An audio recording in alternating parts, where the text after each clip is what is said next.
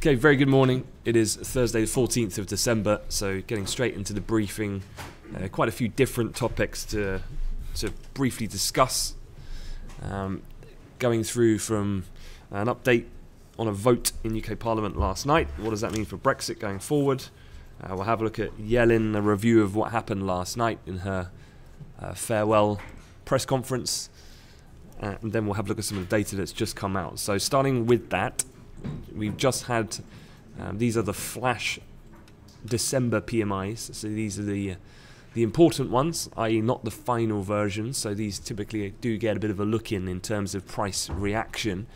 Had a little bit of a move here higher in the euro currency. So euro dollar top left here, just coming back up towards the higher bound of the overnight Asia Pac session. Where predominantly it was led by yesterday really dollar weakness with the slightly softer core inflation reading that we had in US CPI data, which obviously provides a slight concern, but nothing to really too much to deviate the Fed's predefined course that they're on at the moment, as we heard in the accompanying projections from the Fed. We'll have a look at that in a second. But then also you've had some decent German data out this morning. So let me just flick my chart over, and you can see here this is German manufacturing PMI. It came out just a short while ago. It was 63.3, above the expected 62.2. But check that out. PMI data never been higher than as far as my charts can go back at this point. So any concerns, if you like, about what's the underlying situation in Europe? Although yesterday we did see a fairly localized interesting move in Italian assets, where the Italian yields moved up about 9 basis points on the back of confirmation of their election that's going to happen in the beginning of March. Otherwise, from an economic performance point of view, Europe continues to hum along at a fairly robust pace at the moment. So manufacturing looking strong in Germany, which is obviously key as the largest, say, contributor of economic growth within the area. Likewise, from a service perspective, maybe not so influential in the country specifically, but nonetheless, that also came out at 55.8, quite a bit higher than expected, 54.7, and in fact, putting that on a longer time frame chart, we're looking at the highest we've printed really since the back end of 2015 on the service measure as well. So we'll look out for the respective European number a bit later on this morning. But some good data there from Germany, so a little bit of strength there in the euro. But as I say, looking at the charts, and really let's just recap what happened with the Fed last night. Because if you look at euro dollar, the biggest move came here, which was some dollar weakness at the time. We also had dollar weakness at the point of when that CPI data came out. But the biggest move here was an upside, looking slightly longer time frame. Put on a 90-minute. We broke through what was the top end of the kind of trading range we've been in since really last Thursday. You can see that previous high that we printed on Monday has provided a bit of support to that initial breakthrough that we had on the Fed announcement. It broke that level, went to R2 on the daily pivots before coming back and then pushing further to the upside in the beginning part of the Asia Pac session. And now that previous level of resistance of that range now providing a degree of support here to the price action so far this morning. Did briefly test it, and we've recovered since. Likewise, looking at gold, actually gold, the bigger move came, really the data created a decent move of about $6 or so, but yeah, the Fed added to that. So gold's had a pretty decent reversal, really, of a similar time frame to that, going back to last Thursday. We're back at those levels now. So consequently, that inverse relationship, dollar weakness, higher gold. And in the fixed income markets, the US 10-year, maybe just booking a bit of profits on the gains that were seen over the last 12 hours or so. And let's not forget that the Fed are going to continue to increase interest rates going forward. They're just not doing it possibly quite as aggressive as some may have thought. And that in combination with that, what was actually the bigger move in the fixed income market, with that low inflation, so as yet we've not really initiated this return towards a tighter labour force equaling more inflationary conditions as yet. And so you had that move, quite powerful move yesterday afternoon, and it was added to during the Fed announcement. So overall, a dovish Fed. So it was dovish hike. We were talking about this yesterday from an economic data point of view. I think the US has been gradually improving. So I was talking yesterday about the potential for a more neutral hike, if not erring on the more hawkish side. But I think what caught the market by a little bit of surprise is I think most people were of a similar view to what I had, and so they were a little bit disappointed, and so therefore hence you had this more quite aggressive dovish reaction in the market, because the market positioning was looking for maybe something a little more neutral, and that didn't occur. So where did the balance of power lie in regard to why the market moved? Well, really it was the inflation figures which were key. Now if you look at the core PCE inflation, which is really the key one we're looking at, this is the December. What we're looking at here is the December Summary of Economic Projections, otherwise known as the SEP table. And what you can see here is what I've highlighted is the core PCE inflation for the December forecasts, and then below there you can see the previous SEP release, which was in September. And the one clear thing that you'll see here is that inflation has remained completely unchanged. So I guess some would have thought that, if the Fed are confident that ultimately inflationary conditions will return, then there might have been a subtle revision upward, probably in the latter years, which would then be indicative of this dot plot curve changing. And a lot of people were talking about, let's say, the longer run. So maybe not so much right here, right now, but in the longer run, what was in June was 3%. That dipped to 2.75%. Some expectations, a lot of the major Wall Street banks, was that was going to go creep back up to 3%. However, that remained unchanged, as you can see. So what does that look like on the actual dot plots? Well, this is the bit down the bottom. You can see here, so not any surprise here for 2017, but 2018, certainly some of the banks that we've heard in recent weeks, Deutsche Bank being one, now they're looking for 4 interest rate hikes going into 2018, one every press conference and SEP, so every quarterly calendar month. But that didn't happen. So as far as the Fed are concerned, they're still on track for 3 rate hikes, not 4. And looking at 2019, that remained unchanged. 2020 bumped up a little bit, but in the longer run remains unchanged. So really it's this part, the inflation, and consequently as a byproduct of that fairly tepid or unchanged forecast, this saw very little change, and hence the reason you had a bit of a dovish reaction. The other parts, which were on balance a little bit more positive, were the unemployment rate, a little bit more upbeat on, and as they are as well with real GDP. If you look at next year, they're looking at 2.5%. That's a pretty decent revision from 2.1. A lot of this obviously on the expectation that not only is economic conditions improving, but it's looking ever more likely as well we're going to get delivery of this corporate tax reform in the States. What did Janet Yellen say? She said, "I feel good about the economic outlook. The risks are balanced. There's less to lose sleep about at the moment." On US equities, now this was always quite interesting because on US equities, there's this idea of are they overvalued at the moment? And she has commented on this before, but this time, last night, she said the fact that those valuations are high doesn't mean that they are necessarily overvalued. Now that is actually quite a subtle change, but I think that is a bit of a nod towards that these are more realistic and not to the point of being overpriced, as what she really hinted at a few months ago. So, i.e. a little bit more optimistic on these valuations. And then she said a broader financial stability risks, no indicators that she monitors are flashing red or possibly even orange. And this is the one I quite liked. She had a bit of a departing pop at Donald Trump. She said, economic uplift from tax cuts is not a gigantic increase in growth and could be mostly short term. So obviously a pop shot at Trump because he's been, tweeting constantly about his gigantic, phenomenal tax cuts.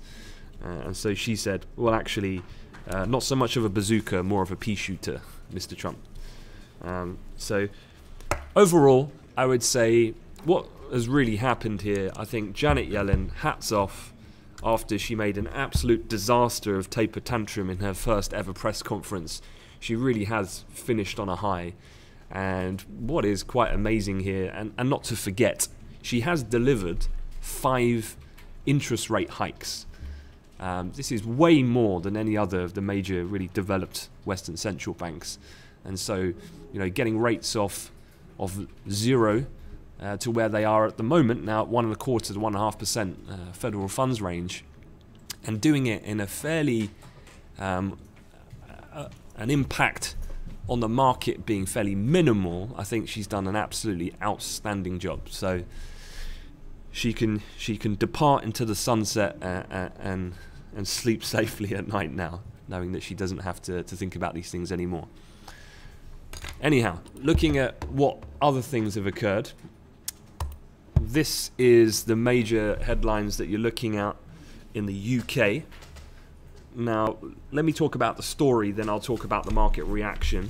First of all, what exactly has happened? Well, there was a legislative vote that happened in Parliament late last night, and pro-European Conservatives backed a move insisting that Parliament has a full vote on any Brexit deal before ministers begin implementing it.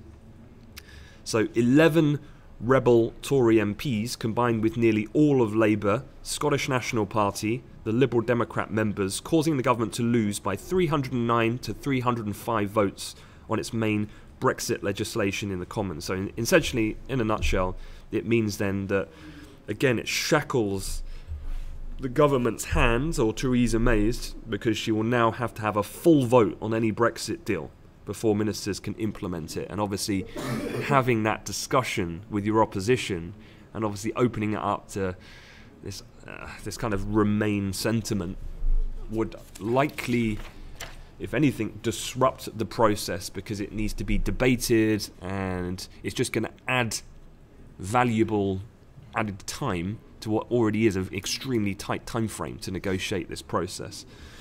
Now, a couple of things to look out for going forward. The government could face a further rebellion next Wednesday on the question on whether the withdrawal bill should set March 29th, 2019 as the date for Brexit. Now, the reason for this is that other pro-European Tories have said that a specific date would make it more difficult to extend negotiations as envisaged by Article 50 on the Lisbon Treaty. So the point being here is that the more pro-European Tory MPs are of the thinking that there's no way that you can get a deal done in the extremely tight time frame of the elapse of Article 50, which is March 2019. So therefore, it seems ridiculous in their view that actually we should define the fact that we're going to basically leave the EU on March 29th, and that it should be more open-ended than that, and that will allow them then the ability to have more flexibility in discussions going forward. So that's where it kind of hinges at. So next Wednesday could be another critical vote, certainly for Theresa May as well. So what does this mean for the market? Well, actually very little. I don't think it's hugely surprising, but one thing is the pound is looking a little higher, but don't forget Eurodollar is also up. We are trading this morning in the wake of a generally weaker dollar on the back of the dovish Fed. But looking at the upside here, I mean, we're pretty mid-range at the moment from really the month of December. So nothing's looking too interesting here to want to get involved at this point. But certainly, one thing is, if this needs to be sounded out by other parliamentary officials, essentially this means that the possibility of a hard Brexit starts to decrease even further, because the likelihood is that the government's only going to be able to get this over the line, if at all, with full backing. So therefore they would need to make substantial concessions, which would more likely err on the soft Brexit side. So hence the reason why actually it's actually a more favourable result, although it means more political internal uncertainty for the existing Conservative government, i.e. Theresa May and her team. Actually, away from that, if you put the country's prospects in focus, then actually this would be a net positive in that respect. So, sorry, let me just transition my screen. Jimmy was just saying. So this is the cable that I was looking at, and really the December price movement here.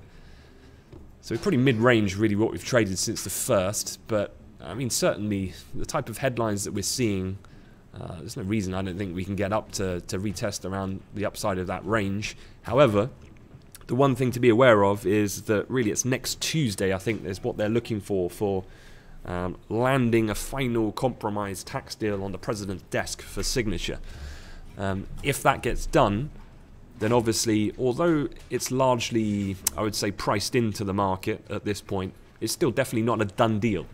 But once that tax deal is signed off, I say is, I said if and when it's signed off, then that could counter that upward trend in the cable pair, because it probably would be met, the US news, with a little bit of dollar appreciation, just confirmation then that he's got this over the line, the first real kind of main policy of substantial change.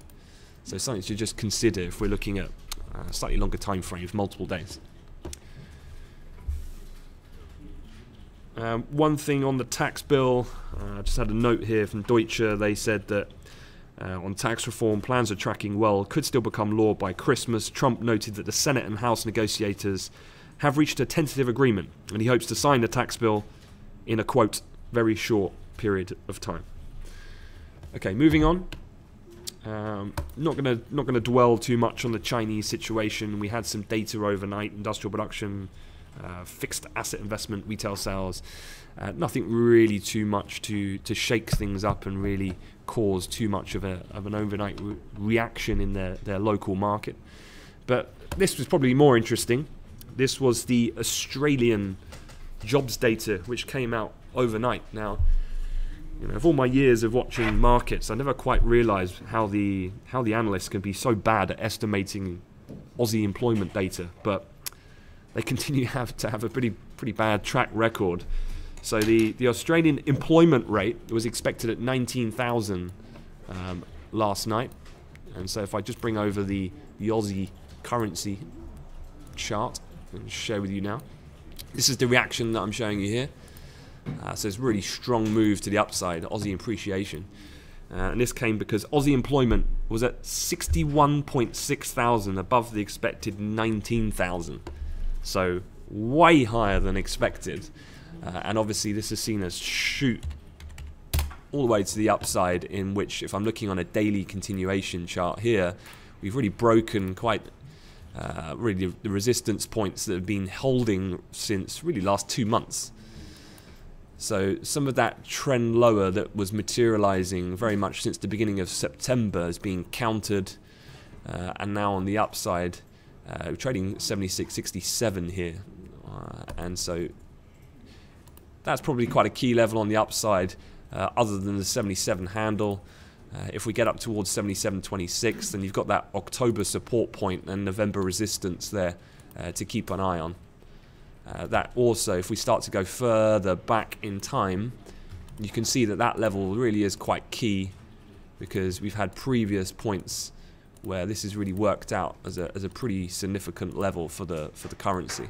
I'm just looking at that on a slightly longer time frame. So although the Aussie currency is quite a bit away from there at the moment, and we've obviously got to hurdle the 77 handle, if that was to be the case and we continue this trend that's really been in play since the beginning of the week, don't forget we started the week down here nearer a 75 handle, and we've rallied all the way up to 76.5 and above, and so another push up on the upside can't be discounted, and that would be a key level there as a target if you were looking at that.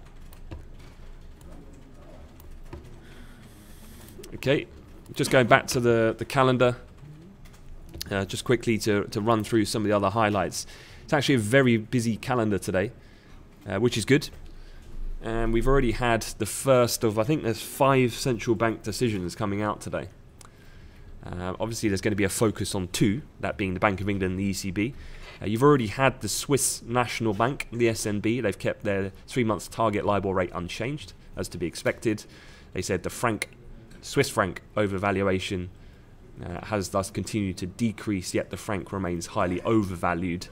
That last part of the sentence, a repetition they've had in place for many years in that respect. The other central banks, you've got the Norges central bank, not looking for any change of interest rates there. That's coming up in the next couple of minutes. And we'll look out for the full confirmation of the flash PMI data coming out of the Eurozone. So while I finish, I'll keep you updated when that comes out.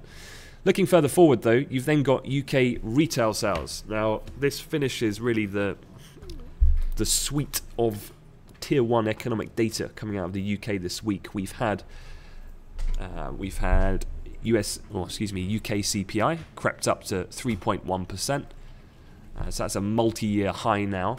And obviously this comes in the context of relatively lackluster wage data that we had yesterday. So the key theme then is, what does that equate? Does that influence then the performance of the high street and retail sales in general for an economy which is heavily dependent on the service sector? Now, this is going to be a measurement retail sales report of the month of November, so don't forget that there will be a Black Friday seasonality to the numbers, but some of the other lower ranking kind of retail sale measurements that have come out over the same period, some have suggested that Black Friday was a little bit disappointing in the UK. So it's going to be interesting to see then, under these current conditions, what's the appetite of the UK consumer to spend. And this is really critical for the outlook for our economy going forward, particularly with the growing uncertainty on the political side. So that's coming up 9:30. Then going further forward, you get the Bank of England interest rate decision. Now, quick look here. I'll send these out. If I can get the strat done in time, I'll include these research documents here. But not going to dwell on the Bank of England for too long, because really it's not going to be particularly interesting. The expectation here is that rates definitely will be kept on hold. So after the rate hike that they've executed, they've took back that emergency rate cut post the e-referendum last August. And so the vote split this time round is expected to be 9-0. There is, though, only two banks out of 24 surveyed are looking for a 7-2 vote split. So that would be 7-2 to hold, don't forget. So probably, I would imagine, Ian McCafferty and Michael Saunders probably still pushing for another hike. But the main point here is that really the MPC will be fairly wary about ongoing Brexit risks, whilst also recent released indicators don't really point to any particular pickup in activity. So there's no real reason, I think, at this point to look out for too much. But as is always the case, we'll get the minutes of their discussion, and certainly around this point of inflation, now that it is at 3.1%, might be interesting. And certainly in the context of Carney now having to pen that letter to the Chancellor, having moved so far from target. The big one, though, and actually the one that's going to be much more interesting, is going to be the ECB. And not for the reason that the ECB are going to change interest rates, but of course it's going to be the press conference which will hold probably the most potential to move the European assets. What we're looking out for today here is unanimous expectations. All banks surveyed are looking for ECB to leave its 3 key rates unchanged. So as these 3 top bullet points remind us, October's announcement revealed the bank will be trimming its asset purchase program to 30 billion euros per month from January. So they've already outlined that previously.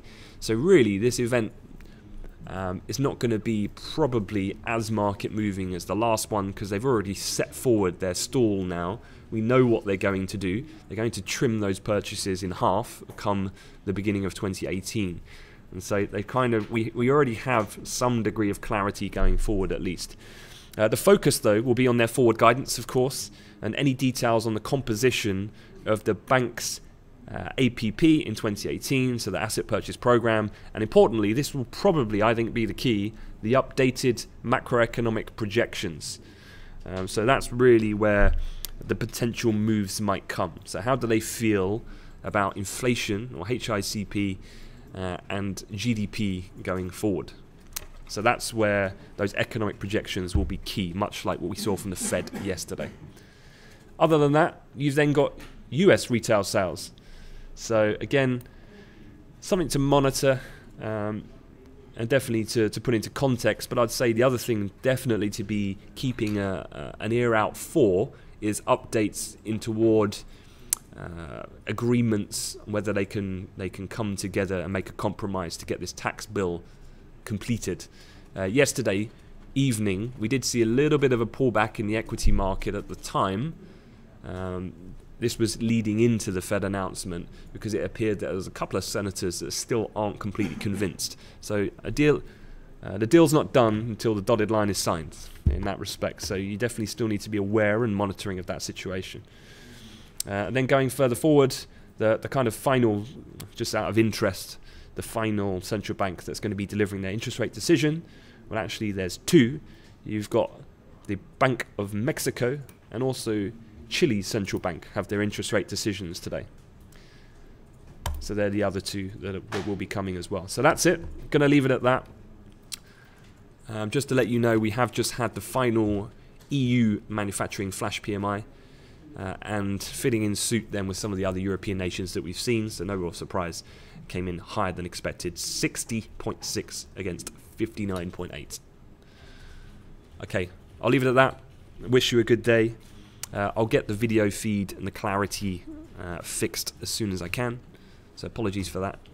But otherwise, any questions, let me know. I'll be in the chat room all day. Thanks very much, guys.